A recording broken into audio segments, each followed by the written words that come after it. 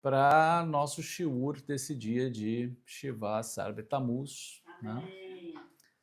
Um abraço a todos que estão conosco por meio das transmissões também, aos nossos queridos amigos, irmãos aqui de Portugal. Né? Baruch Hashem.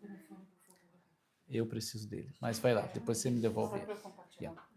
A todos os nossos queridos irmãos do Brasil e aqueles que nos acompanham. Sei que lá no Brasil, nessa hora, são 6h41 da manhã.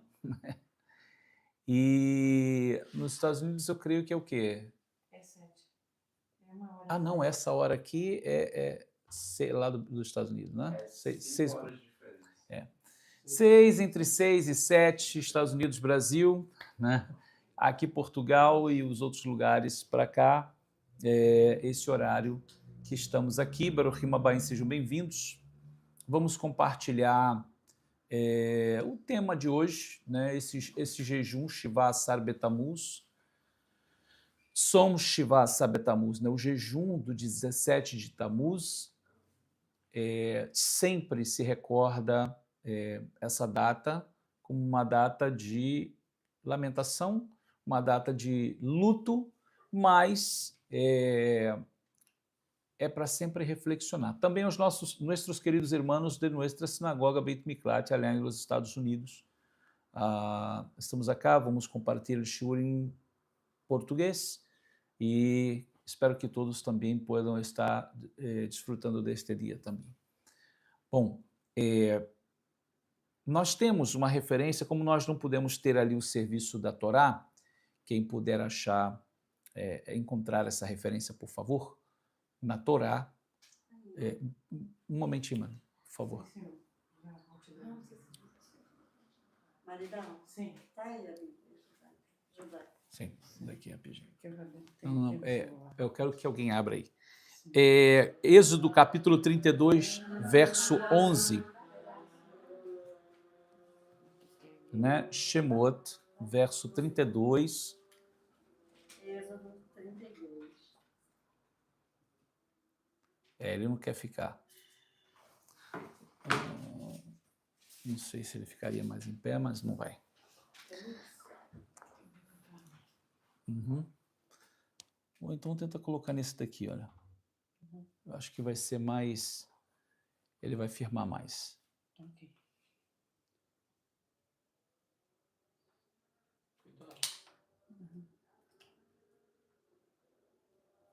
Vem para menos. Vamos ao vivo, mas tem poucas pessoas. Tove, meu hoje. Nada do que melhor. Pega a televisão, tá? Sim, excede amor. Tove. Ao vivo as coisas acontecem também, entra o bichinho, né, o copo cai, essas coisas. Faz parte. Tudo faz parte, Então, Shemot, como eu falei, né, Êxodo capítulo 32, do verso 11 ao 14. Quem pode ler? Pode ler nessa aqui? Com alegria. Do 11 ao 14? Uhum. Moshe intercedeu a Adonai, seu Deus, e ele disse: Adonai, por que deve tua ira acender-se contra o teu povo, a quem tiraste da terra do Egito com grande poder e mão forte? Por que deixar os egípcios dizerem: Ele os tirou daqui com más intenções, para matá-los nas colinas e eliminá-los da face da terra? Volta-te da tua ira ardente, compadece-te, não tragas tamanho desastre sobre o teu povo. Lembra-te de Abraão, Isaac e Israel, teus servos, aos quais juraste por ti mesmo. Tu lhes prometeste: farei seus descendentes tão numerosos quanto as estrelas do céu, e darei toda essa terra sobre a qual tenho falado aos seus descendentes, e eles a possuirão para sempre. Então Adonai mudou de ideia a respeito do desastre que planejou trazer sobre o seu povo. Agora o 34, do 1 ao 10. Adonai disse a Moshe: corte 2 tábuas de pedra, semelhantes às primeiras, eu inscreverei nelas as palavras que estavam nas primeiras tábuas quebradas por você. Esteja pronto pela manhã, você deverá subir ao monte Sinai e apresentar-se a mim no cume da montanha. Ninguém deve subir com você, ninguém deve ser visto em nenhum ponto da montanha. Não permita que nem os rebanhos nem o gado passem diante dessa montanha. Moshe cortou as 2 tábuas de pedra como as primeiras. Então levantou-se bem cedo, subiu ao monte Sinai com as 2 tábuas de pedra nas mãos, como Adonai lhe ordenara. E Adonai desceu em uma nuvem, colocou-se perto dele e ele pronunciou o nome de Adonai. Adonai passou diante dele e anunciou: Adonai é Deus misericordioso e compassivo, lento para irar-se e rico em graça e verdade. Ele mostra graça à 1000ª geração, perdoa as ofensas, os crimes e os pecados. Entretanto, não isenta a culpa e faz os efeitos negativos das ofensas dos pais serem experimentados pelos filhos e pelos netos deles, até pela 3ª e 4ª gerações. De imediato, Moshe curvou-se a cabeça até o solo, prostrou-se e disse: Se eu encontrei favor em teus olhos, Adonai, então, por favor, que Adonai vá conosco, apesar de eles serem um povo teimoso. Perdoa nossas ofensas e pecados e toma-nos como tua posse. Percebe? Então, todas as 2 referências faz uma menção a uma busca dos 10, dos 13 atributos da misericórdia, né? Que é justamente Adonai, Adonai, El Rahum Vechanum, Erech Hapaim Berav Chesed, o Deus misericordioso e compassivo. Por quê? Por causa do pecado do povo. Estou mostrando as consequências mesmo lá no Monte Sinai. Por ocasião de receberem a Torá, o povo também vai pecar e vem o juízo sobre o povo. Moisés tem que subir de novo para receber as 2 tábuas de novo, né? Então, assim, é uma segunda oportunidade que Deus dá, mas sempre invocando essa grande misericórdia. Agora, o mais importante da referência desse dia é mostrar que o mal ele vem sobre o povo por causa como consequência dos erros, das decisões erradas, né? Do pecado contra Deus. Então, há um pecado, há uma desobediência, virá as consequências. É matemático, né? Não é possibilidades, não. Cometeu o errado. Se alguém colocar o dedo na tomada, o que vai acontecer? Né? Há dúvida disso? Né? Não vamos falar da tomada, não vamos falar do fio desencapado. Né? Vai tomar choque. E dependendo do choque, pode até morrer, né? Mas vai deixar de morrer? Não vai. Se está lá o alerta, não toque, né? E a pessoa vai lá e toca, vai morrer. Então, da mesma forma, Deus deixou os seus mandamentos para a gente poder seguir. Há coisas que ofendem a santidade de Deus e Deus já deixa claro que se transgredir virão as consequências. E as pessoas ainda mesmo assim teimam, ou seja, elas desobedecem a Deus. O que a gente vê de Shivat Sabet Tammuz, que é o princípio, dia 17 do mês de Tammuz, vai terminar no dia 9 de Av com a maior desgraça que pôde acontecer, a destruição do templo. Então, assim, tudo isso por causa de quem? Do próprio povo. Por causa das decisões erradas, por causa do erro, por causa da desobediência. Então, eu quero passar esse slide com vocês aqui, que ele sempre é uma memória para a gente, sempre uma lembrança, né?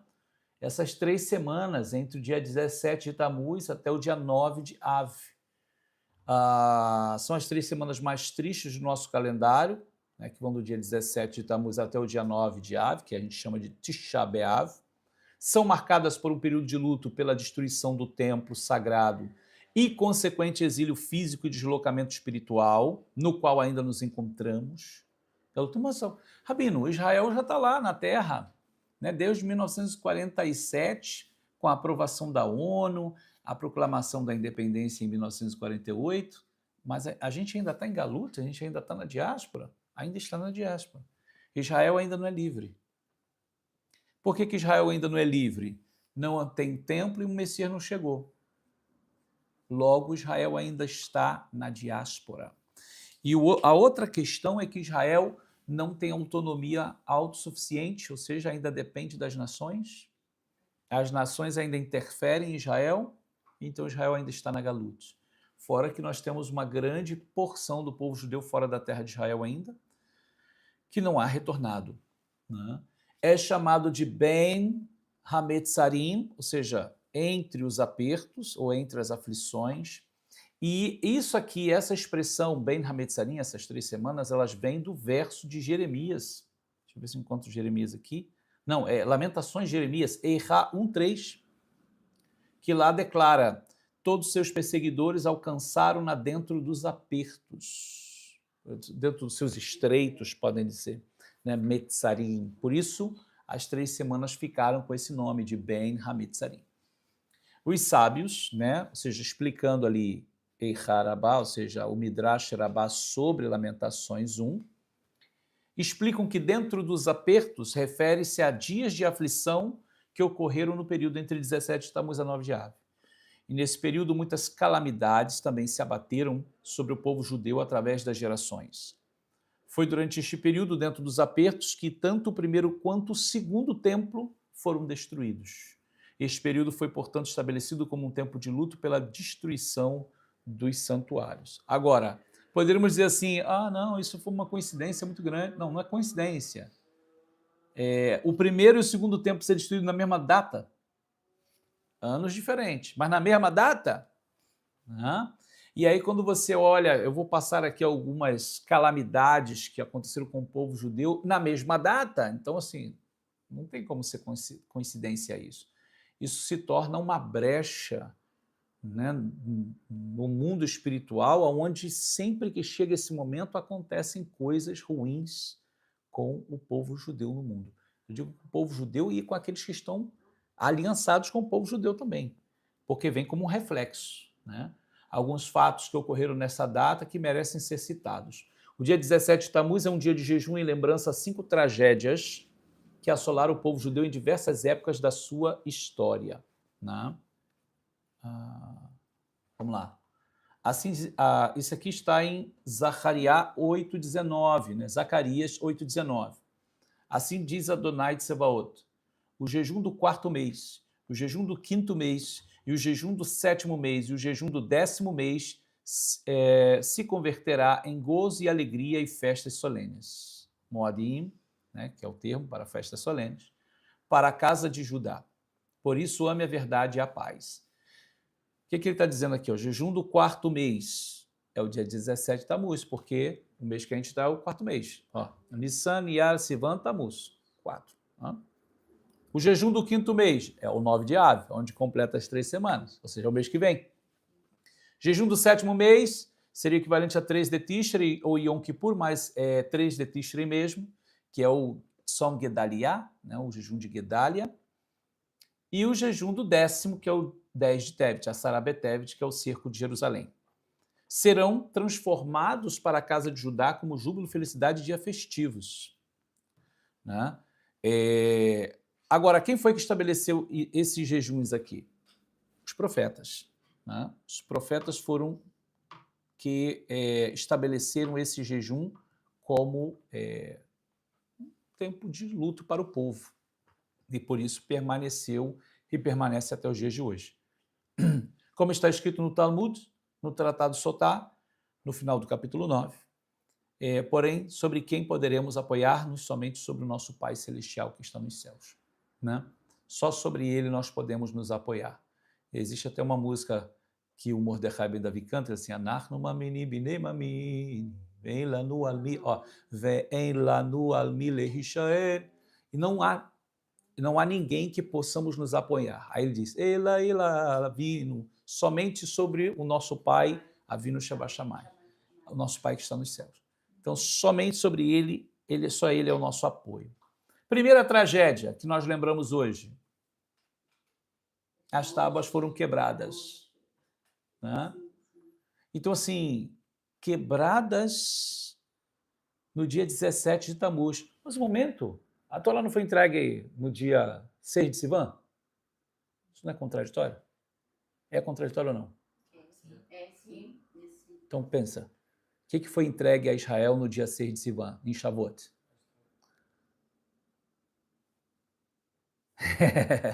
É isso que eu estou querendo pegar aqui vocês. Né? No dia de Shavuot não foi entregue as tábuas, foi falada a Torá. Por isso a série de Brot, chamados 10 mandamentos. É porque a gente sempre faz representações, até mesmo para representar a gente bota as 2 tabuazinhas, né? mas as 2 tábuas mesmo não foram entregues em Shavuot. A palavra, a Torá foi falada, né? Então, o que acontece depois de Shavuot? 6 de Sivan, né? Moisés vem, conversa com o povo, se prepara e sobe o monte para ficar 40 dias. Então, 60 aí mais 40, você vai chegar em 17 dias. Quando ele desce, é 17, entendeu? 17 de Tammuz. Então, lamentavelmente, no dia 17 de Tammuz, que era para o povo, essa data não era para ser uma data triste, era para ser uma data de muita alegria, porque estavam recebendo as tábuas, se tornou o dia da tragédia. Então, Moisés, quando viu o bezerro, ele rompeu as tábuas. Então, esse foi o primeiro fato assim trágico. Na realidade, nem se diz que aqui foi o primeiro fato trágico, né? Já se tem outros momentos anteriores que se refletem em Tisha B'Av. Ele vai se repetir depois, a gente vai ver aqui. O primeiro templo. Antes de falar do primeiro templo, então a gente fala logo do que vem depois disso aqui. Parashá Shlach Lecha. Shlach Lecha. Quando Hashem ordena os espias. Não foi que Hashem que ordenou, mas tudo bem. Né? Eles foram e voltaram e falaram mal da terra. Naquele dia, Hashem falou, esse será um dia que será considerado um dia de tristeza e luto para vocês. Poderia ter sido um dia que transformaria essa data aqui numa data feliz. Eles entrariam na terra naquele dia. Mas, como eles murmuraram contra Deus, Deus sentenciou a vagar pelo deserto, também na mesma data. Né? Depois nós tivemos o primeiro templo, né? Beit HaMikdash Arishon, de Salomão, erguido pelo nosso rei Salomão, foi destruído pelos babilônicos nesse dia. Ou seja, não no 17, mas no dia 9 de Av. Então, a gente está falando aqui dessas 3 semanas. Né? E, séculos depois de eles terem retornado para a terra de Israel, vieram os romanos e fizeram o mesmo na mesma data. Então, as ofertas diárias do primeiro templo foram suspensas durante o cerco de Jerusalém. As muralhas de Jerusalém foram quebradas antes da destruição do segundo templo. Isso aqui é o marco principal, porque 17 de Tammuz, o dia de hoje, marca isso aqui, ó, quando eles abriram a brecha e entraram na cidade. Então, por que isso é importante? Porque num reflexo espiritual para a nossa vida espiritual cercada pelo muro. O muro faz proteção. Tudo aquilo que a gente faz, que nos consagramos, santificamos a nossa vida, é uma proteção. Né? Estamos temendo a Deus, guardando os mandamentos, as mitzvot, é uma proteção. Né? Estamos buscando nos santificar, separar da impureza, é uma proteção. Mas no momento em que você permite ali uma brecha, o que é uma brecha? O adversário está do lado de fora. A Satã está ali, ó, com o mundo, tentando entrar. Se você vai peca, comete uma impureza, comete uma haverá, uma transgressão, você está abrindo ali uma brechinha. Entendeu? E ele fica ali, ó. Se você não para, se você não faz chuvar, se você não corrige, vai abrir. E depois ele vai entrar e acabou. Aí, o que vem depois? O que resta quando o inimigo entra? A brecha abriu, ele entrou e agora vem a destruição do templo. O que significa o templo aqui? O coração, a alma da pessoa, onde Deus está presente. Não é?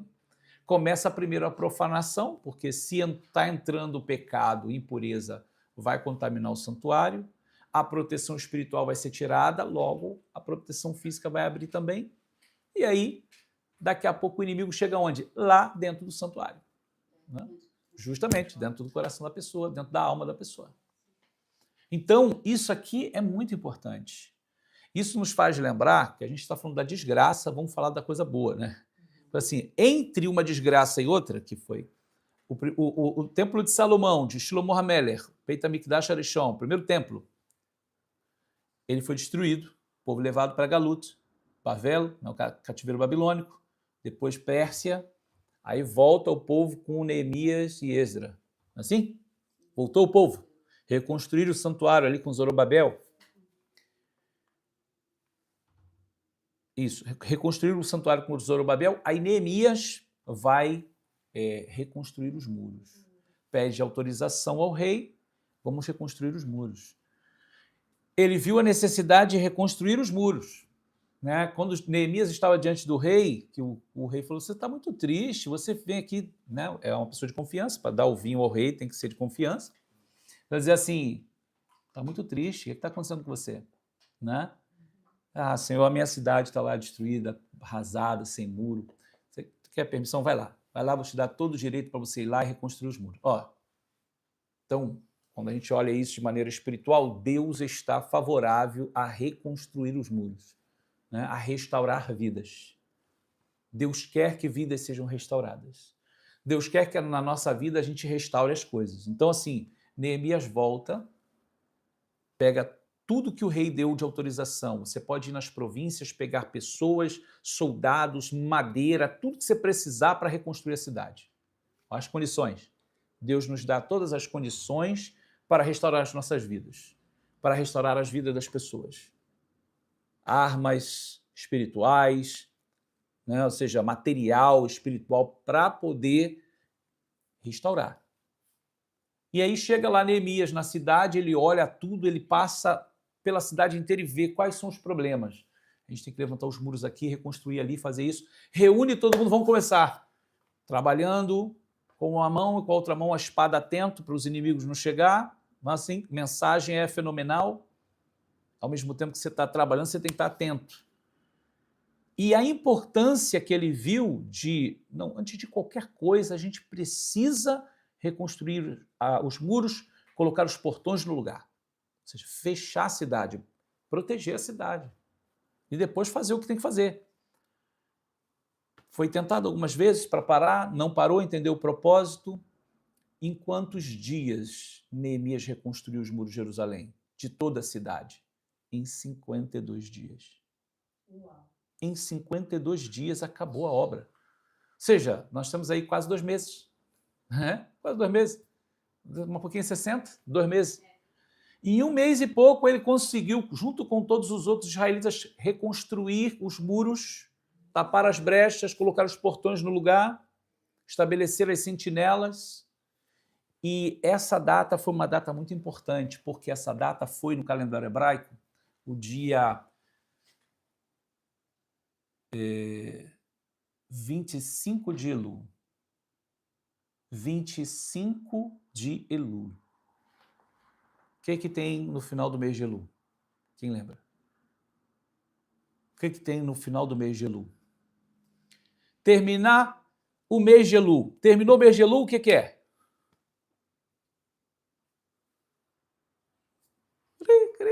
Bora. O que a gente celebra no dia 1º de Tishrei? 1º de Tishrei. Reprovado.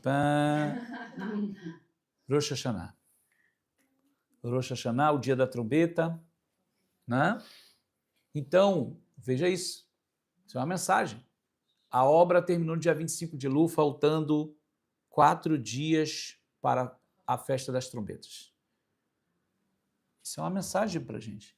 Nossa vida tem que estar restaurada antes de Yeshua chegar. Antes das trombetas tocarem. Né? A importância de que chegue Rosh Hashanah e os muros estejam consertados, os portões no lugar. Então, porque o rei vai chegar, né? Precisa estar preparado.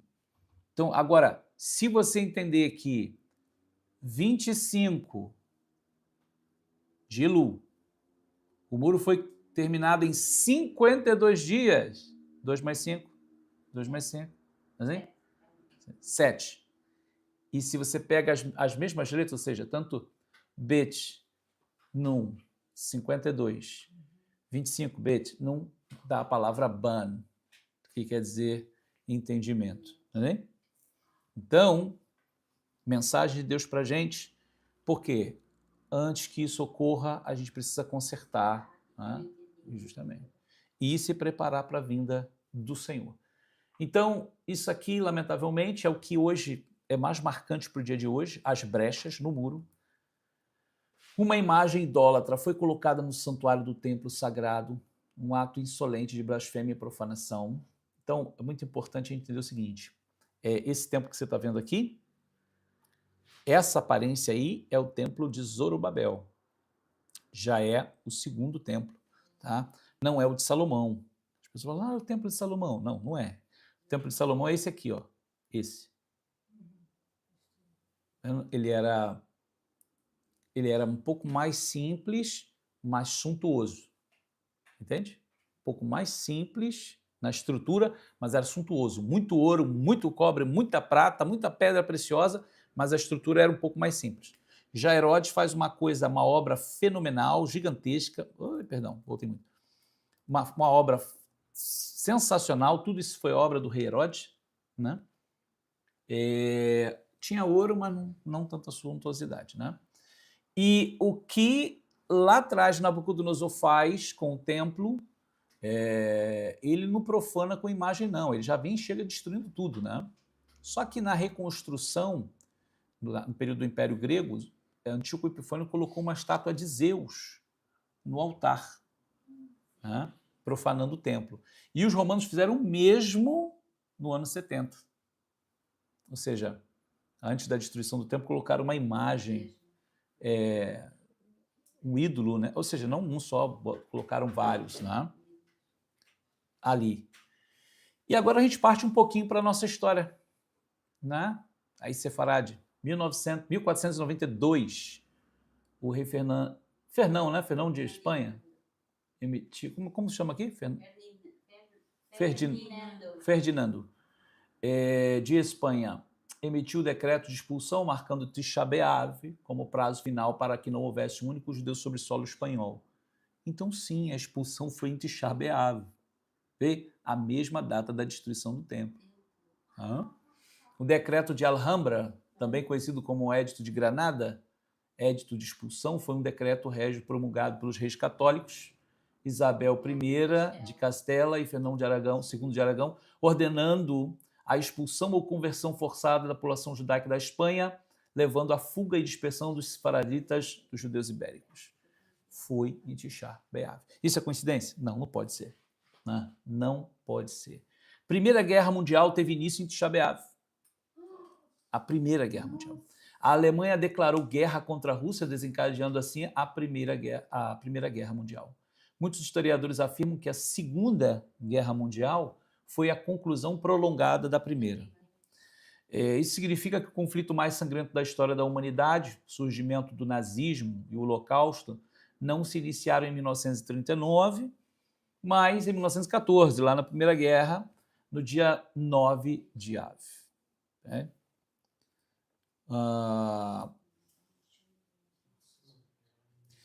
Bom, sim, não é coincidência, né? Sim. Não, eu digo, parece, né? Você tem, não, isso tudo é coincidência. Poxa, é verdade, você tem muita fé. Tem mais fé do que eu para acreditar que é muita coincidência. Okay? Agora, uma coisa que é importante que eu quero só confirmar com vocês é que um momento aqui, né? Uma vez. Pensar que agora no dia 9 de abril pode acontecer outra coisa assim. Pois é. Essa é a grande questão, né? Porque a gente tem que sempre ficar atento, porque as coisas podem se repetir. É o ter o entendimento. Sim, e todo ano sempre acontece alguma coisa ruim em algum lugar. Isso não quer dizer que vai acontecer com todos ao mesmo tempo, mas em algum lugar. Por isso que não se aconselha viajar, fazer viagens nesse tempo. Nossa viagem foi uma coisa que não teve que fazer, né? Então, foi esse tempo, teve que ser. Que não é proibido viajar, mas não se aconselha a viajar, justamente pelo fato de coisas poderem acontecer, né? Contamos com a misericórdia divina, pelo propósito que ele tem com a gente, mas o certo é, nesse tempo, ficar tranquilo, né? Passar esse tempo de luto, então, por causa dessa janela espiritual, sabe, que favorece essa afronta contra Israel e aqueles que estão conectados a Israel, né? Como eu falei, não é só o povo judeu, não. Todo que está conectado a Israel, nações parceiras, nações que abençoam Israel, sabe? Ou seja, são atacados também. O povo cristão que ama Israel ou qualquer outra religião que pode ser atacado também, porque está conectado a Israel de alguma forma, né? Então, essa ira espiritual. Eu sei que hoje não é Tisha B'Av, hoje é Shiva Sabet Tammuz, mas eu quero falar de Tisha B'Av, vocês vão estender as 3 semanas. Eu não estaria aqui em Tisha B'Av, então nós vamos estar compartilhando de lá, mas a gente já compartilha um pouco aqui sobre os efeitos prolongados, né, justamente desse tempo. Aqui já é Tisha B'Av, onde tem gente que vai fazer essa vigília aí de oração, de súplica, tá? Não é uma obrigação, porém muita gente faz. E é o tempo em que a gente, em algum momento do serviço, não sentamos em sofá, sentamos no chão, né, como um sinal de humilhação, né? Eu coloquei aqui uma retrospectiva do que aconteceu, né, para a gente ver o tamanho da desgraça que aconteceu ao povo judeu nesse tempo. E isso é para a gente entender que o mundo espiritual não é brincadeira. Quando Deus permite as coisas acontecer, é sério, entendeu? Quando a misericórdia é tirada, não é misericórdia, vai sofrer as piores coisas, porque é a proteção, né? Foi tirada a proteção, acabou. É como a gente vai falar de vírus, bactérias. Se você não tem uma proteção, vai enfermar, vai morrer, se é algo sério, porque você não tem a proteção, né? Ou seja, ficou meio que em espanhol ali, eu estou nessa, vai, não vai? Se aproximaram os exércitos da Babilônia, então você tem uma perspectiva aqui, olha, eu sei que está em hebraico, mas Israel, Jerusalém, Judá, né? Todo esse território aqui, ali já é o Egito, e aqui Babel, né? A Babilônia. Isso aqui, o exército de Babilônia chegando do norte, conforme profetizou Jeremias, né? A aproximação de Carquemes em 605 a.C. de Yeshua, né? Então veja, chegam a Jerusalém com muita força os soldados da Babilônia, e foi justamente no período do rei Jehoiakim, que é traduzido como Joaquim, né? O rei Joaquim, em 597. E o que vai acontecer ali? Vão ser levadas ali a leva de judeus para Babilônia, né? Ou seja, não são levados todos, são levados uma leva. Por quê? O rei Joaquim, Jehoiakim, morre e o filho dele assume, que é Jehoiakim, né? Esse aqui é Jehoiakim, o filho dele. A diferença em português é Joaquim e Jeoaquim, né? Só que Nabucodonosor chega e ele se entrega a Nabucodonosor, né? Ele se submete. Então Nabucodonosor deporta ele para a Babilônia. Nessa leva vai Daniel, o profeta Daniel, os seus 3 amigos, vai o sacerdote Ezequiel, que também é um profeta Ezequiel, vai todo mundo junto. E Jeremias é o único que fica como profeta de Deus ali. Tudo no mesmo tempo, né? E o que vai acontecer, né? A gente tem aqui, nessa linha ali, 588, né? A gente tem Mered Tzidkiyahu, na realidade a linha está daqui para lá, né? Então aqui, ó, a gente tem Jeoaquim, que é o que eu falei, em 597, ou seja, tá vendo? Jehoiakim é o pai que morreu.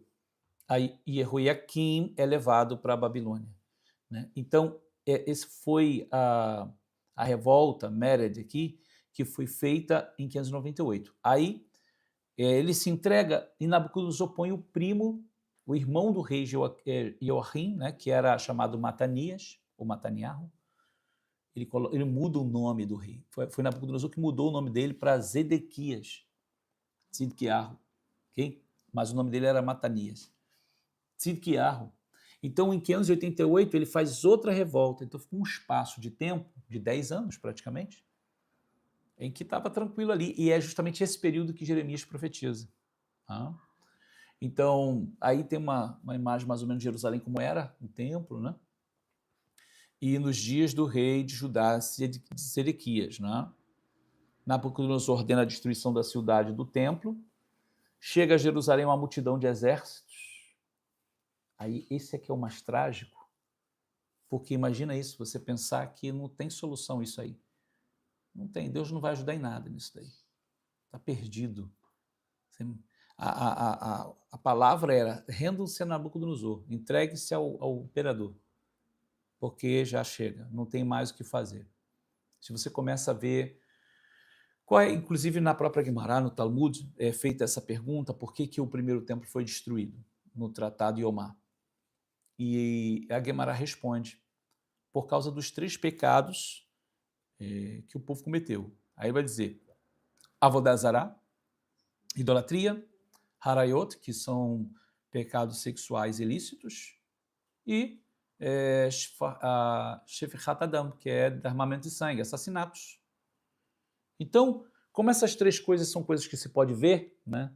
Quando uma pessoa está cometendo atos sexuais ilícitos, se pode ver, derramamento de sangue se pode ver, idolatria se pode ver.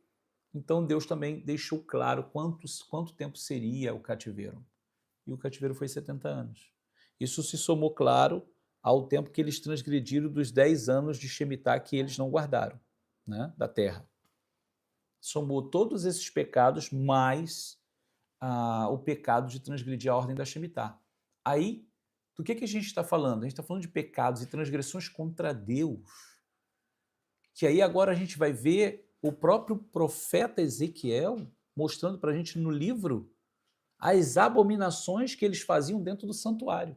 Até os sacerdotes cometiam as abominações dentro do santuário. Ou seja, desenhando animais impuros nas paredes, ou seja, cometendo idolatria, as mulheres dos sacerdotes adorando Tamuz. Sim, chegou o momento que Ezequiel viu, escutou o barulho das asas dos querubins saindo de dentro do santuário para fora. E os querubins subiram e se foram. Então, assim, uma vez que a presença de Hashem não está mais em Jerusalém, não está mais no templo, por que ela precisa ficar de pé? Não precisa mais ficar de pé. Não. Aqueles primeiros santos que foram levados para a Babilônia, ou seja, os santos, como se diz, o remanescente, fiel, né, a gente fala Sherit Israel, foram levados para a Babilônia na primeira leva, e depois o restinho que ficou, que também depois foi levado, outros ficaram até na terra também, na miséria, na pobreza. A Shekhinah de Deus saiu de Jerusalém e foi para a Babilônia. A presença divina deixou Jerusalém para ir para a Babilônia, para viver com os que foram para Galut. Justamente. Aí, assim, Ezequiel capítulo 1, ele vê a presença de Deus chegando na Babilônia, sabe aquela visão dos querubins, né, que é a Merkavá? É a Shekhinah chegando em Babilônia. Então, assim, uma vez que saiu a proteção, acabou. É destruição total. Né? Então, essa parte de que o povo começa a ver Nabucodonosor cercar a cidade, é tipo assim, acabou, não tem mais chance. Ou você se entrega ou você morre. Né? E aí é justamente a ideia da Jerusalém cercada, né? Os exércitos cercaram a cidade, não deixavam entrar comida e nem água. O que aí começou a acontecer? 2 anos cercando. A fome foi terrível. Assim, ó, Dibak Leshon Yonek, ou seja, a língua se pegava ao céu da boca de tanta fome. De tanta fome. Havia fome, sede e debilidade no meio do povo. Foi terrível. Não havia para eles só desespero. Né? Desespero. O povo estava desesperado de verdade. Desespero e morte. Então, aqueles que não morreram de fome nem de sede, que ainda permaneceu, morreram depois na espada. Tá? O povo total humilhação e não há força para resistir, né? Agora, você vê que a estratégia é sempre a mesma? Que os nazistas fizeram com o povo judeu na Europa? A comida era racionada a ponto de deixarem esqueléticos. Para quê? Não ter força para resistir. Ser dizimado. Isso aqui, quem tem força para resistir isso aqui? A não ser aqueles que estavam racionando comida e água lá, mas deixando o povo morrer de fome e sede. Né? Os que fizeram isso ainda deu para resistir um pouco. Mas morreu também a espada e outros foram levados como grilhões para... Agora, o povo mesmo, quem é que vai resistir a um negócio desse? Estamos chegando com lança, todo mundo forte, né? Com comida, água, e eles mesmos. Então, chega realmente ali o fim, quem tentou resistir, tentou, né? Vem a destruição ali, que é o Melech Nebuchadnezzar, Melech Bavel, Nabucodonosor chegou ali, o Vachodesh HaChamishi Beshivá, Lachodesh Hishnat Shah Esre Shana, no 5º mês, no 7º dia do mês, no 19º mês, no 19º ano, chegou Nabucodonosor. E aí fazer o quê? Hurban Beit HaMikdash. Foi a destruição do templo. Né?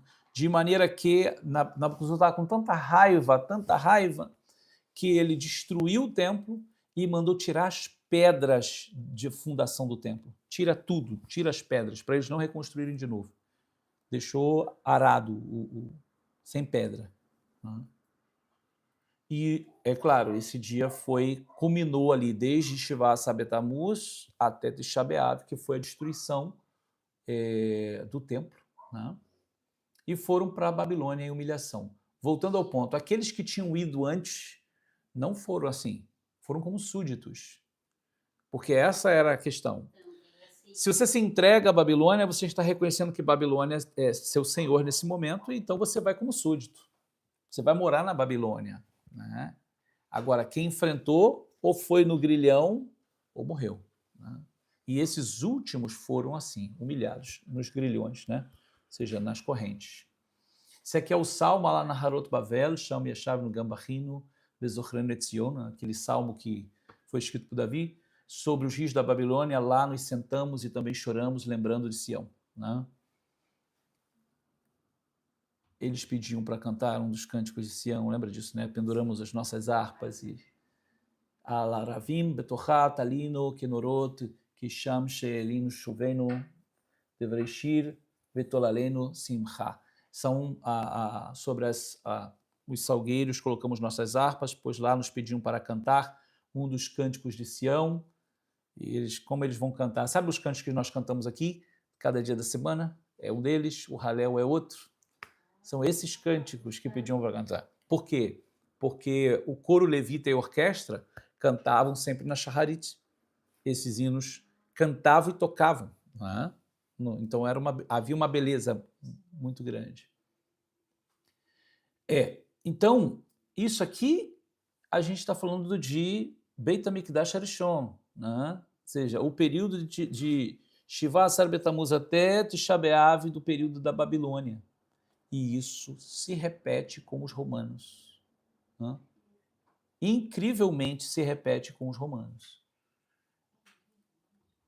E a gente vai ver que há alguns detalhes que se repetem de verdade, gente. É incrível. É Hurban Beit HaMikdash Hasheni, né? A destruição do segundo templo, 40 anos depois de Yeshua, da chegada do Mashiach.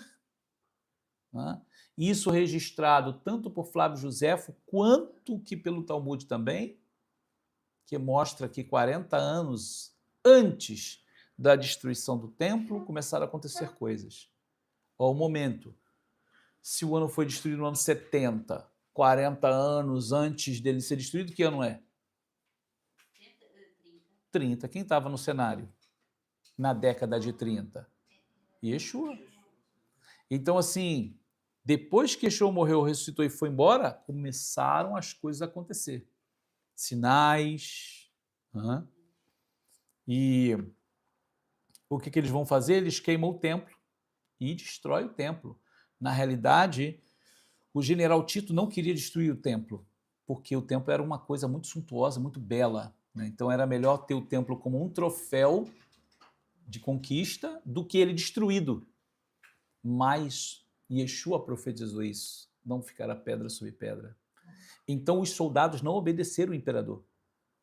Eles foram lá, estavam com tanta raiva, tanta ira, que eles foram lá, eles destruíram, desobedecendo o imperador.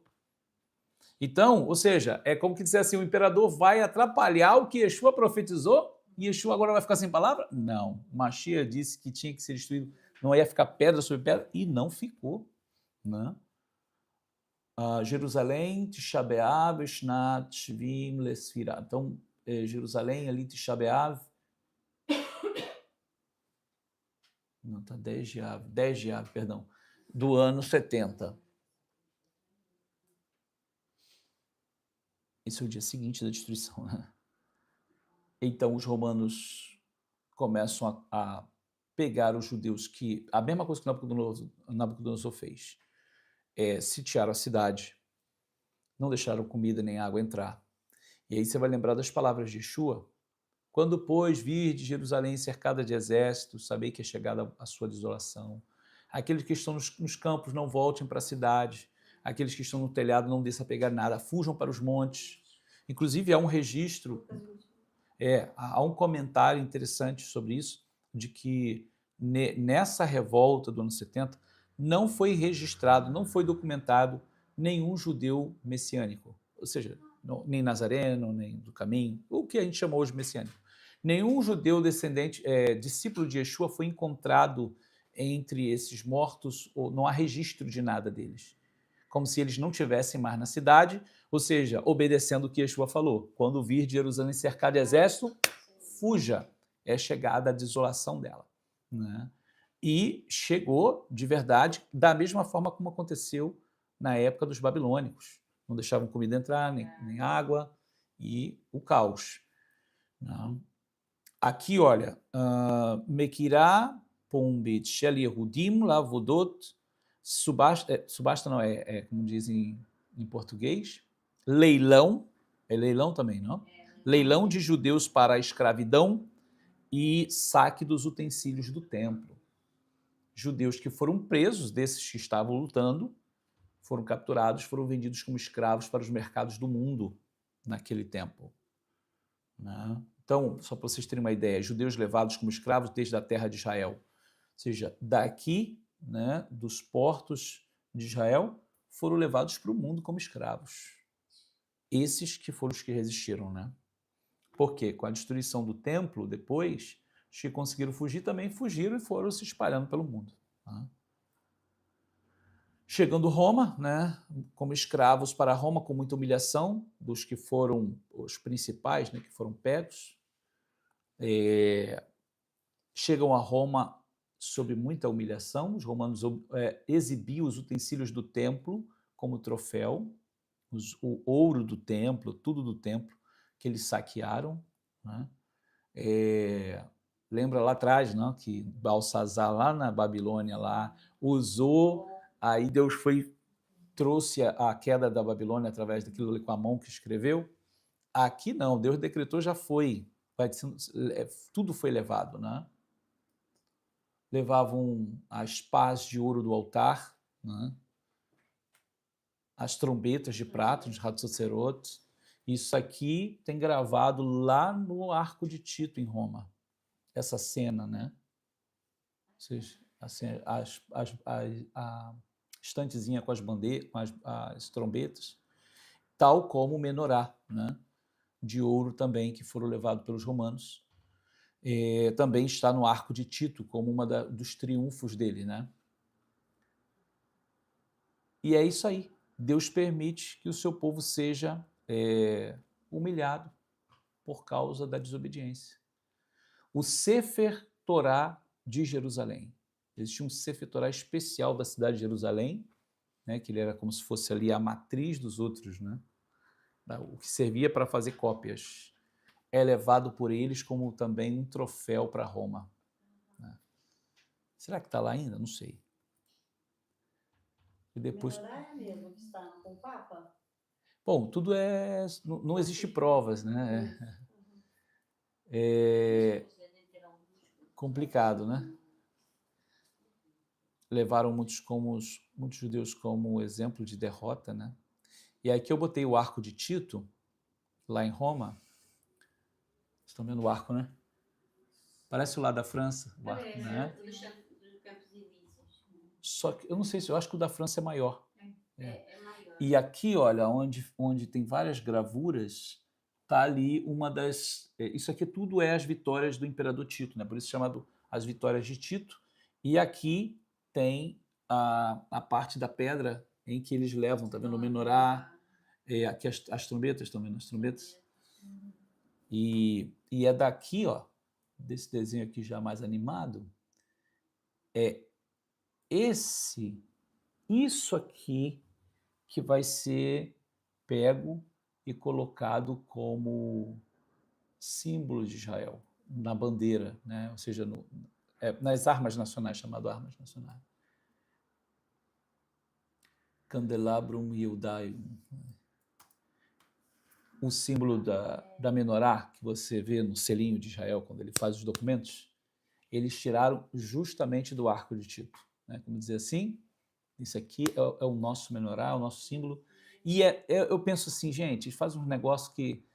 isso aqui não é profético? Olha aqui, as duas oliveiras. As duas testemunhas.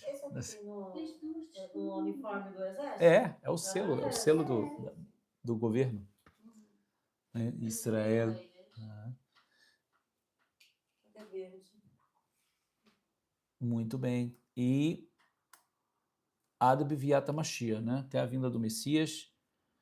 Então existe uma ideia de que uma das possíveis datas em que Mashiach poderia chegar seria Tisha B'Av. Eu vou dizer assim, como foi falado lá atrás por Oxé, né? Esses jejuns serão transformados em dias de alegria.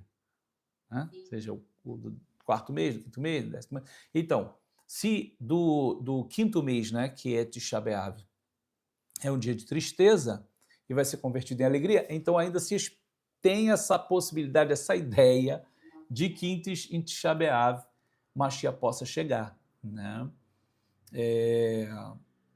E agora, se a gente pega, né, tudo isso e a gente faz uma comparação com o que a gente está vendo hoje, né, o que pode acontecer agora, nesse período das 3 semanas, em relação à geopolítica, em relação a Israel, em relação a tudo isso.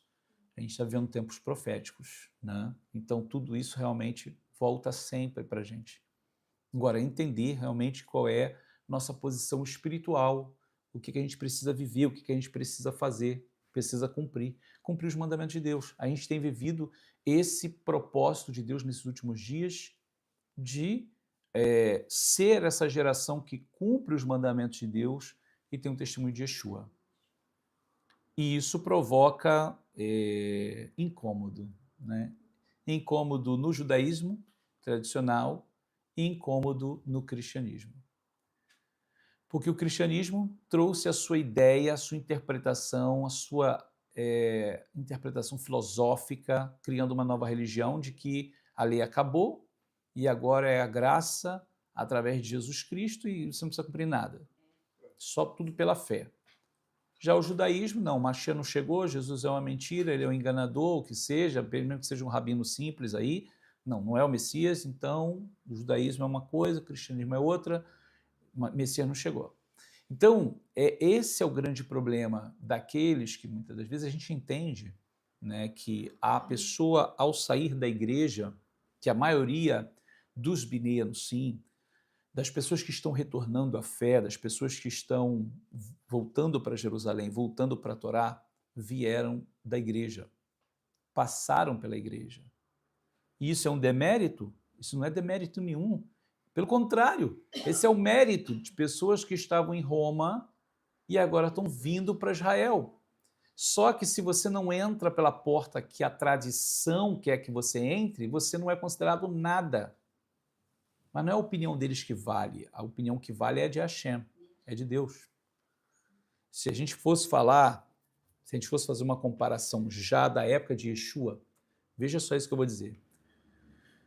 Os fariseus, principalmente os fariseus daquela época, consideravam cobradores de impostos e prostitutas pessoas totalmente fora da sociedade judaica. Vocês não fazem parte do povo judeu num aspecto de vida judaica. Vocês são judeus traidores, vocês são judeus pecadores. E Yeshua gostava de gastar o tempo dele com essas pessoas, indo atrás daqueles que estavam perdidos. Para fazer o quê? Trazê-los de volta. E, em outras palavras, não me interessa o que vocês da casa de Hilel ou de Shammai, vocês pensam. Eu vou fazer o que é a minha missão fazer.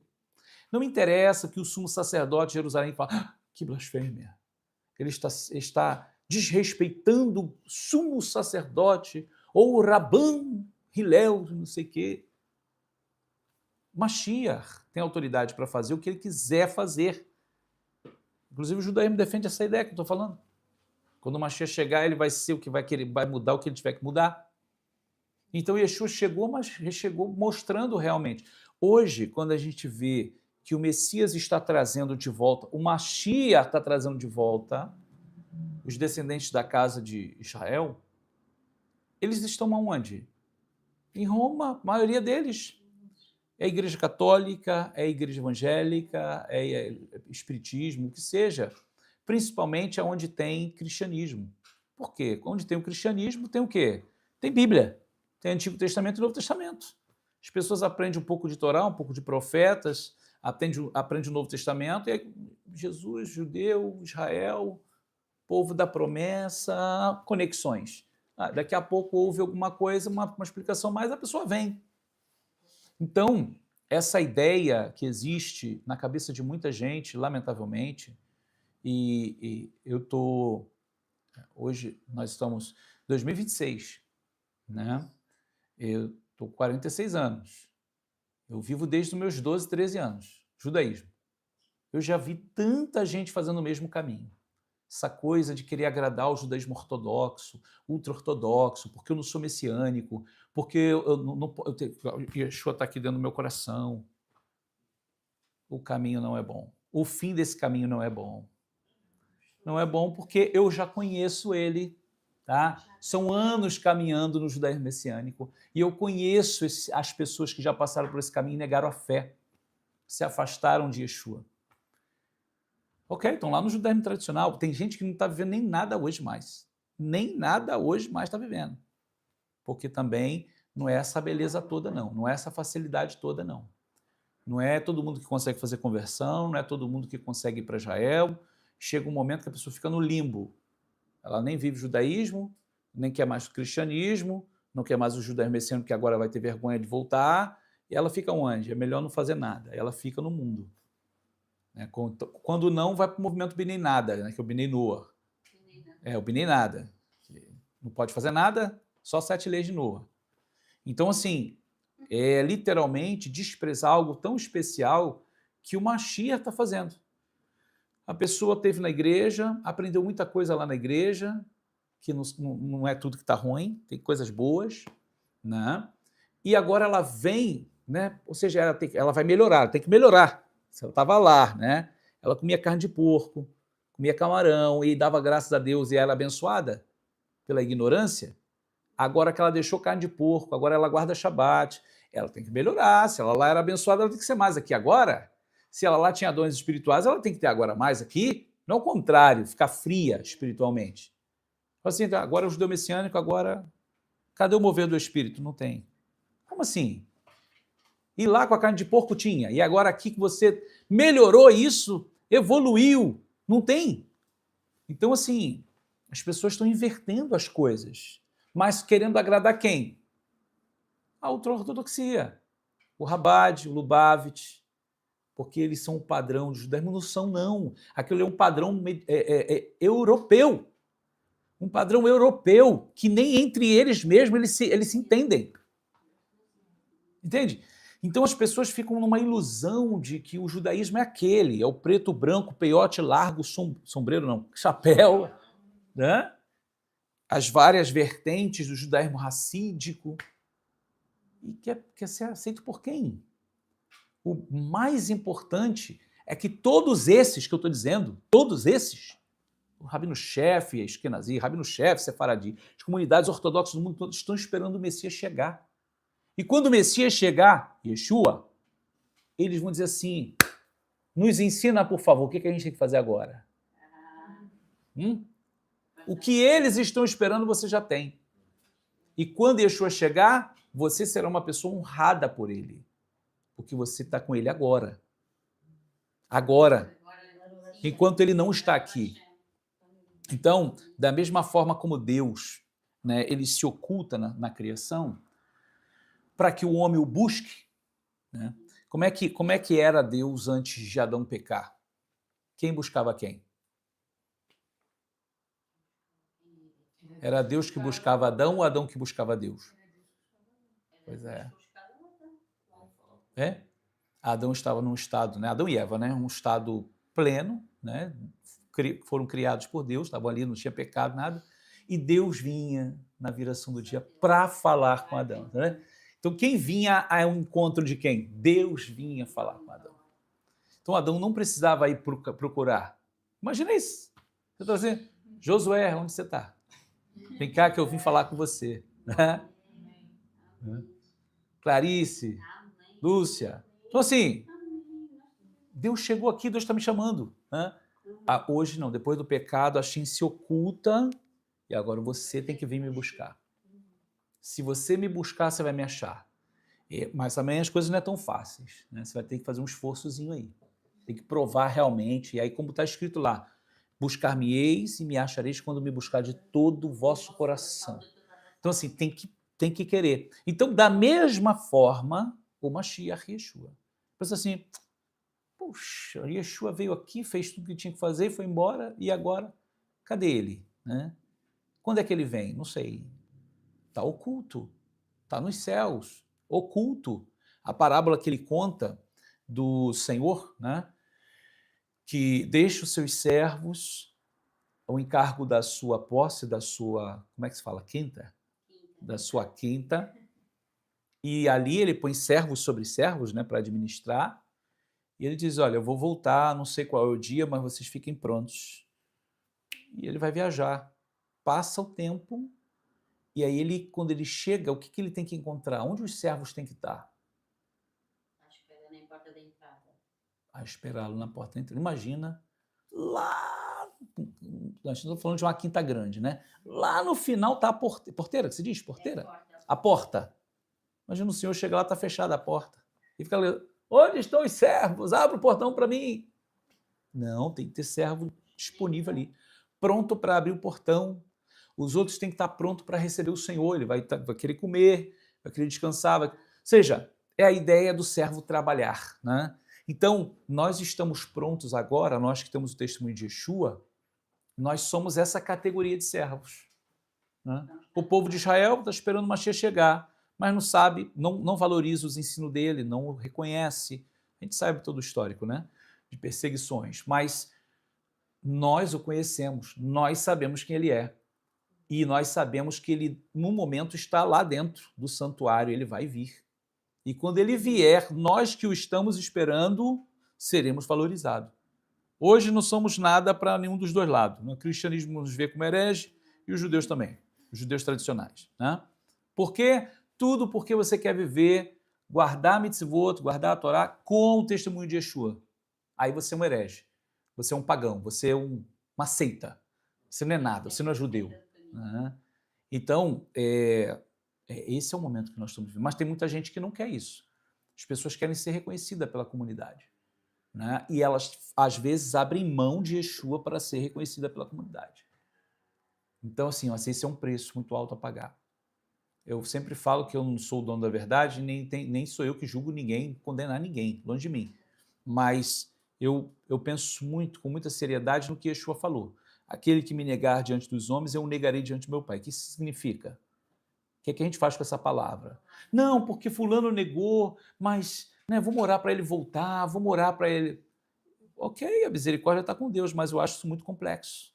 Mas nós já somos reconhecidos pela comunidade, olha aqui. Pois é, as pessoas não estão entendendo o que está acontecendo no mundo. Aí o que estava me atacando lá no Brasil, lá, né? Isso aí é tudo crente que estava lá na igreja, ficou desiludido com o pastor e agora está vindo querendo ver judaísmo. Você não entendeu, mano. Você não está entendendo que as pessoas que estavam lá, não é porque está chateada com o pastor, não. Elas começaram a entender que tem que voltar para Israel. Mas vocês fecham a porta, vocês não entram e não deixam os outros entrar. Tem que ser do seu jeito. Então, assim, qual é a exigência para uma pessoa se tornar judeu? Qual é a exigência? A exigência para uma pessoa se tornar judeu é que ela abrace a Torá, que ela cumpra as mitzvot, né, os mandamentos, que ela, depois de aprender toda a questão de halahá, de história, de tudo, ela vai fazer, se é homem, vai fazer a Brit Milá, circuncisão, e depois uma tevilá. Se é mulher, apenas a tevilá. E a partir desse momento, é judeu, é judia. Não é assim? E o Mashiach? Não, o Mashiach vai chegar ainda. Quem é? Não sei. Vai chegar. Certo? Ok, é isso aí que ele se tornou judeu. Agora, vamos lá. Você faz tudo isso que eu acabei de falar, mas você tem uma opinião diferente sobre o Mashiach. Só sobre isso. Você diz assim, Mashiach para mim é... Não, então você não é judeu. Não tem conexão isso. Você entende? Eu falo assim, não, para mim o Mashiach é o Rebbe de Lubavitch. Menachem Mendes Schneerson. Tudo bem. Não, para mim o Mashiach foi o que morreu lá, o Bar Korbá, ele vai ressuscitar ainda. Tudo bem. Mas falou Yeshua, acabou. Você não é mais nada. Tudo que você faz, você cumpre direitinho, você vive direitinho. Não, isso você já não é mais nada. Você é um crente, né, um católico, um cristão, um evangélico que está querendo se passar de judeu. Você vê como é que eles são? Então, assim, é por isso que não se deve dar valor a esse tipo de voz. Porque é o quê? É ciúme. Né? É o chamado ciúme que Paulo diz. E o que é que eles justificam o que nós chamamos de Novo Testamento? O que é que eles dizem sobre isso? O judeu tradicional? Sim. Não, que isso daí é falso. Que isso aí é mentiroso, que isso daí é falso, né? Que isso aí foi criado pela Igreja Católica. Muitos vão dizer que é um livro católico para católicos, o Novo Testamento. Né? Então, assim, aí a gente tem, eu já até fiz uns vídeos, né, de vários rabinos que eram talmudistas, que cresceram na tradição judaica, nunca foram cristãos na vida e um dia se encontraram com o Novo Testamento ou com um milagre feito, ou uma visão, e se tornaram discípulos de Yeshua, foram desprezados. Não importa toda a vida, o histórico que ele tinha de vida. Não, agora você não é nada. Você não serve mais. Então, você sabe que esse é o peso. Quando o Rav Shaul ele vai dizer, Paulo, ele vai dizer que a questão do ciúme, ou seja, fazer ciúme no seu próprio povo, ele não está falando de cristianismo. Porque para o judeu tradicional, ele prefere que você seja cristão. Não fica como cristão, seja um pastor, pelo amor de Deus, a gente vai ser amigo. Porque para ele, assim, não, esse cara é outra religião. Né? É outra religião. Então, melhor ainda, você vai ser um grande amigo meu. Pode ser um muçulmano, budista, o que você quiser. Mas se você diz que é judeu e tem Yeshua, aí não. Aí não pode. Então, assim, essa é a incoerência. Mas quando Paulo fala de pôr em ciúmes, nenhum judeu tradicional vai ter ciúme do cristão. Ele vai ter ciúme do judeu messiânico. Porque o judeu messiânico está cumprindo Torá, guardando tradições, as boas tradições de Israel, está vivendo como judeu, mas com Yeshua. Não pode. Não mescle as coisas, não misture as coisas. Não, vou misturar sim, porque é o que tem que ser. Então, assim, eles acabaram, que é o que me perseguiu aí, né? Hoje ele está quietinho, mas ele usava esse argumento, né? Vocês estão querendo ressuscitar uma seita que foi extinta no século I. Assim, você sabe por que ela foi extinta? Porque mataram eles. Porque perseguiram eles, porque exterminaram eles. Não é porque a seita não teve força de se manter. Você entende? Foram perseguidos pelos romanos e pelos judeus do seu tempo. Os que conseguiram sobreviver teve que se ocultar em algum lugar. Então, assim, não é porque teve força, é porque a gente não vai entrar aqui em história, porque a gente não vai dar um tiro no pé, né, ficar falando mal da gente mesmo. Mas você pensa assim, não, por que a seita dos saduceus acabou, dos essênios acabou, dos herodianos, dos zelotes, e só permaneceu a dos fariseus? Busca um pouquinho da história e você vai ver o que aconteceu. O que os fariseus fizeram com os outros grupos? Nós estamos falando de coisa séria. Então, assim, a grande fé e religiosidade, mas o que eles fizeram com os outros grupos? Quem foi que exterminou os outros grupos? Isso é história. Só que as pessoas não buscam essa história, né? Que para elas é um fascínio, é uma sedução. O preto e o branco. Gente, até a televisão ficou colorida, né? O preto e o branco continua ainda o fascínio de muitos. Então, esse é o grande problema, que tem levado muita gente a perder a fé, né? Ou seja, em busca desse reconhecimento humano. Agora, a gente precisa entender que a gente está vendo nos últimos dias. É ou não é? Ou você serve a Deus ou você não serve. Ou você tem um testemunho de Yeshua ou você não tem. E não tem conversinha. É ou não é? Entende? Se você nega, eu já não sei o que vai acontecer. Se você permanece, você vai sofrer, mas quando o Mashiach chegar, você vai ter a sua recompensa. Você vai ser honrado. Então, né, é isso. É o que a gente tem feito dessa obra judaico-messiânica.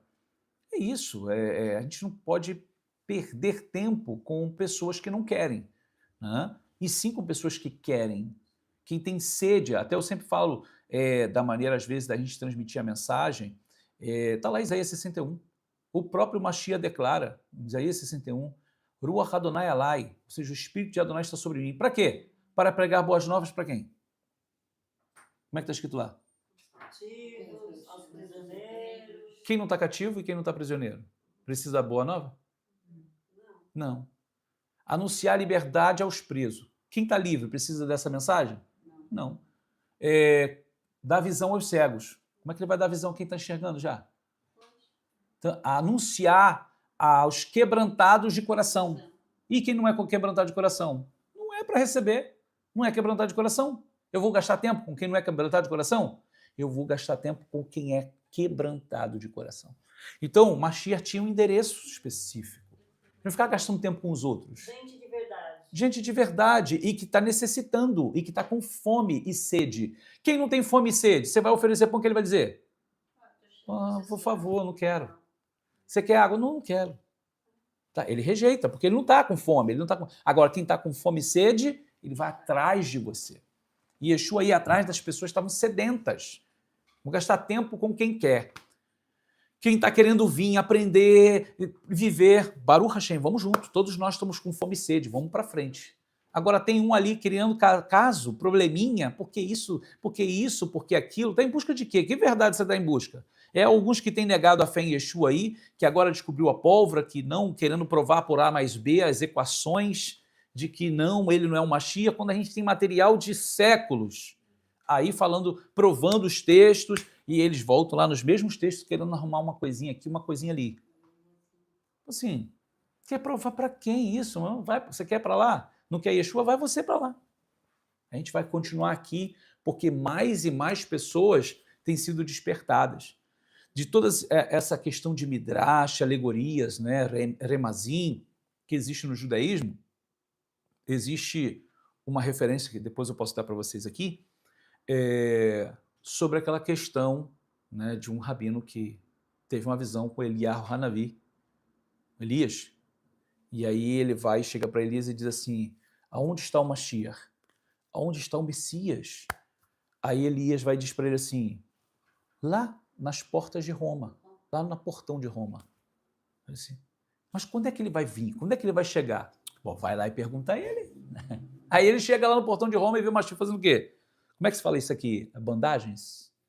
Aquelas coisas que coloca no hospital quando a pessoa... Ligas.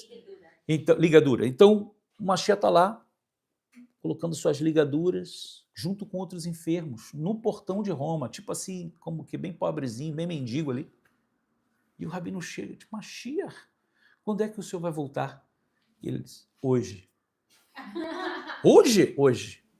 E ele continua lá. Ele espera e o Mashiach não chega. Aí ele volta lá para Elias e diz, o Mashiach mentiu para mim.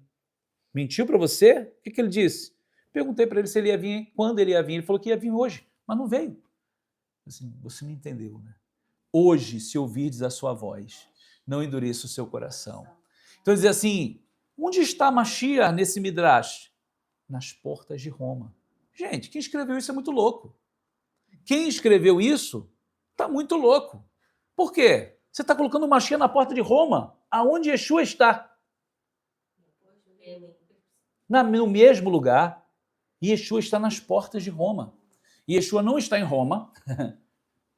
Ele é um judeu que foi idolatrado por Roma, mas o verdadeiro Mashiach está onde? Nas portas de Roma, esperando quem está saindo de lá. Perfeito. Sim, não é quem está entrando, né? É quem está saindo. Quem está saindo está doente. Vamos lá, eu vou te ajudar a sarar essas feridas. Mas imagina assim, eu não quero nem papo com Roma, deixa eles para lá, eu vou estar bem longe, lá na montanha sagrada do Everest. Nem Jerusalém mais, lá no Everest, bem alto para... Né?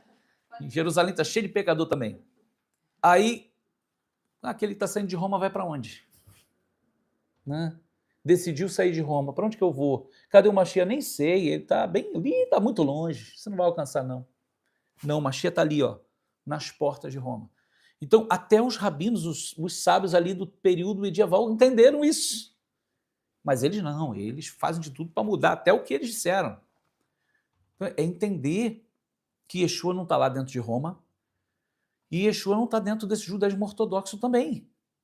A gente precisa entender aonde é que ele está e com quem a gente vai caminhar. Então, assim, viver o judaísmo de Yeshua, o judaísmo do primeiro século. Eu sei que esse tema, para nós, né, aqui vamos falar agora literalmente da terra, Portugal, Espanha, Sefarade, né, e todos nós aqui descendentes do Sefaradim, esse tema sobre Jesus, sobre o Novo Testamento, ele é delicado por conta daquilo que foi obrigado, né?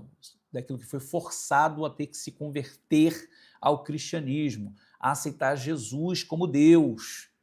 Então, é um tema delicado, porque você volta a falar de Yeshua, claro, não da maneira como eles fizeram no passado, mas Yeshua é o ícone, o Jesus Cristo, da expulsão. Ele é o ícone, né? Ou seja, do que foi feito à força, obrigado. Né? Mas é claro que a gente tem que entender que o que Yeshua não tem nada a ver com o que a igreja fez. Né? Então, temos uma brachá muito grande, nós temos um presente de Deus de fazer um retorno para Israel, para a casa de Israel, com o Mashiach, verdadeiro Mashiach, sem perder a fé no Mashiach, mantendo essa chama acesa, mas voltando para a Torá, para as mitzvot, cumprindo os mandamentos de Deus, entendendo os propósitos de Deus. Né? E isso é o que vai mais provocando ciúmes, né? Porque eu acredito que, eu não sei aqui agora, né? Mas daqui a um tempo, aqui em Portugal, vai acontecer a mesma coisa que lá no Brasil. É provável. Né? Da comunidade judaica começar a querer implicar, né? Quando vê que está crescendo muito o judaísmo messiânico. Né? Então, assim, às vezes a gente quer manter uma amizade, a gente quer manter uma aproximação, mas eles mesmos não querem, eles se opõem. Né? Mas isso Yeshua já tinha falado. Né? Você vai ser perseguido. Todo aquele que quiser viver piamente, né, piedosamente, no Mashiach Yeshua, padecerá perseguições. Então não se iluda. Né? Você vai ser aceito por muitos, mas também vai ser desprezado por muitos. Né? Mas o importante é que a gente recebeu o presente de Deus, de ter o Ruach HaKodesh, o Espírito de Deus, de receber poder para fazer essa obra, né?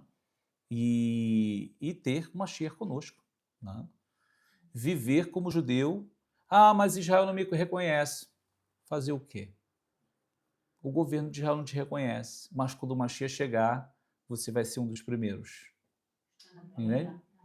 Você vai chegar junto com ele. Você quer um ramado que essa? Vejam, mas o Messias está chegando. Depois de mais de 3.000 anos esperando o Messias chegar, ele chegou agora. E quem vem com ele? Olha lá, Yosef Baruch. Você entendeu? Você dizer assim, ué, né? Eu estou aqui esperando o Mashiach chegar e é ele, é Yeshua. Meu Deus, que vergonha. Para a gente vai ser vergonha? Não. Mas para eles vai ser uma vergonha muito grande. Vão chorar muito. Vai receber o perdão, sim, mas vai ter que reconhecer que todo esse tempo de desprezo, puxa, perdi tempo. Podia ter vivido lá atrás, agora podia ter sido honrado por Mashiach, que está chegando aí. Não. Então, assim, toda esse desejo, né, porque cada pessoa tem um interesse particular, né, um interesse pessoal, e os interesses pessoais falam, né, às vezes a pessoa ela nega Yeshua porque ela quer ter uma alta posição na sociedade. Fechadinho. Grupo fechado, ela quer ser reconhecida por isso, por aquilo. Ela precisa de um emprego, de uma alta posição naquele trabalho, aí se ela tem Yeshua já não vai funcionar, então deixa Yeshua para lá, eu quero o meu trabalho. As pessoas têm interesses diferentes. E em relação ao que diz respeito ao judaísmo também. As pessoas querem voltar para o judaísmo, ser reconhecido por Israel, ser reconhecido por uma comunidade judaica tradicional. Até onde vai o seu compromisso com o Mashiach em relação a isso? Né?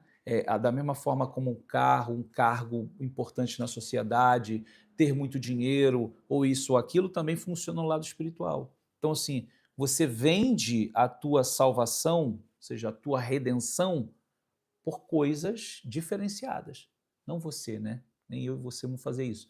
Mas as pessoas vendem a sua redenção por coisas diferenciadas, valores diferentes, né?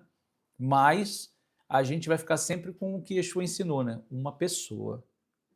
Olha só que inteligência, são duas parábolas diferentes na realidade, mas que inteligência da mensagem do Mashiach.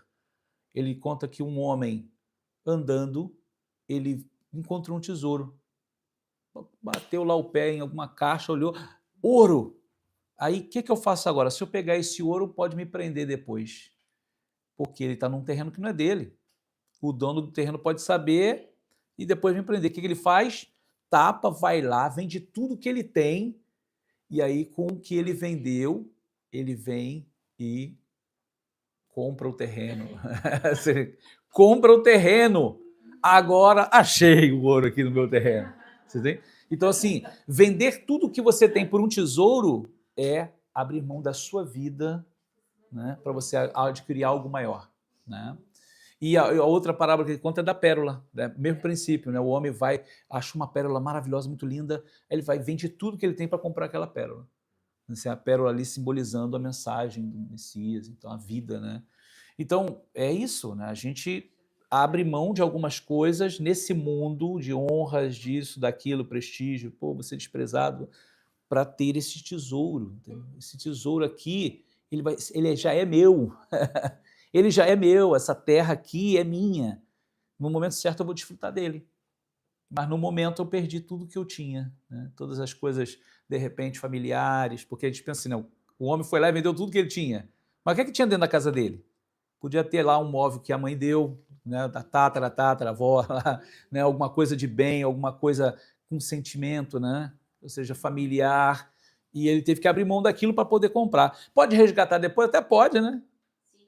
Se Deus quiser e dar a oportunidade, se resgata, mas tem coisas que você tem que perder para você ganhar algo mais valioso, e isso envolve Yeshua, né? Então é assim, né? Esse tempo que a gente tem vivido, a gente tem encontrado muita gente diferente, situações diferentes, pessoas também que são valorosas, que não abrem mão, às vezes perdem, às vezes sofrem, mas está ali, né? Depois Deus vai lá e honra também, mas cada vez que os últimos dias vai se aproximando, vai se fechando, as coisas vão se tornando piores, porque agora a gente tem uma opressão maior, o mundo das trevas se aproximando mais e mais, oprimindo mais para as pessoas se afastarem mais de Deus, né? Bom, Baruch Hashem, nós vamos terminando essa parte aqui, né? Todos que estiveram conosco também na nossa transmissão. Vamos voltar na parte, daqui a pouquinho, com a Minchá, né? E depois vamos ter mais um outro shiur, Baruch Hashem. Então, fique aí conosco conectados, né? Que pena, não há um café agora. Né? Vamos suportando até, né? Em breve. Baruch Hashem. Estaremos de volta em breve. Baruch Hashem. Tov.